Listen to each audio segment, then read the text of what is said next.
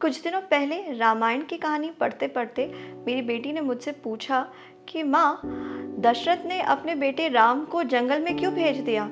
इसकी क्या ज़रूरत थी? वो बस अपनी पत्नी कैकेयी को कहते कि नहीं, मैं तुम्हारा प्रॉमिस पूरा नहीं करूँगा, बस मैं नहीं मानूंगा तुम्हारी बात, प्रॉब्लम वही सॉल्व हो जाती। मैंने सोचा उसे कह दूं कि हाँ, पहले टाइम के लोग ऐसे ही अजीबोगरीब थे, कुछ भी कर देते थे, उनको थोड़ा अक्ल लगाना चाहिए था। लेकिन फिर मैंने सोचा नहीं, ये सही जवाब नहीं होगा।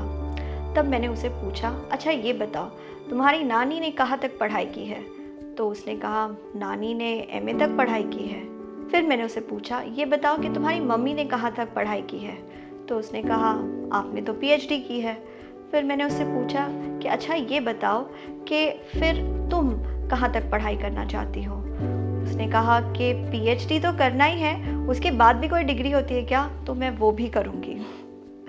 तो मैंने कहा ठीक इसी तरीके से राजा दशरथ उस परिवार के एक राजा है जिस परिवार में राजा इक्ष्वाकु रहे हैं। वो उस परिवार के हैं जिस परिवार में राजा भगीरथ थे, जो स्वर्ग से देवी गंगा को धरती पर ले आए।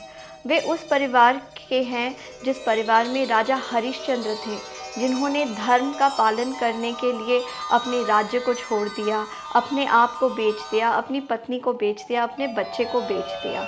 ये सब क्यों? सिर्फ धर्म का पालन करने के लिए। जब हम एक ऐसे परिवार में जन्म लेते हैं जिस परिवार में कुछ स्ट्रॉन्ग वैल्यूज़ है, तब हम बाध्य हो जाते हैं, फोर्स्ड हो जाते हैं उन स्ट्रॉन्ग वैल्यूज़ को फॉलो करने के लिए। हम वैसा ही करते हैं जैसे हमारे बड़े करते हैं।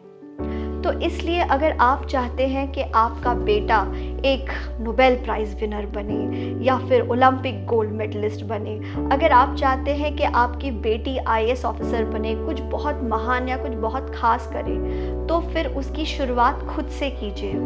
खुद में वो बदलाव लाइए, खुद में वो प्रिंसिपल सेट कीजिए जो आपको महान बनाए। वो महान बदलाव अपने आप से शुरुआत कीजिए। आप देखिए आपके बच्चे ऑटोमेटिकली आपको फॉलो करने लगेंगे। पेरेंटिंग पे और वीडियोस के लिए डिस्क्रिप्शन बॉक्स में आप हमारे प्लेलिस्ट को पा सकते हैं। आपके मूल्यवान समय के लिए धन्यवाद।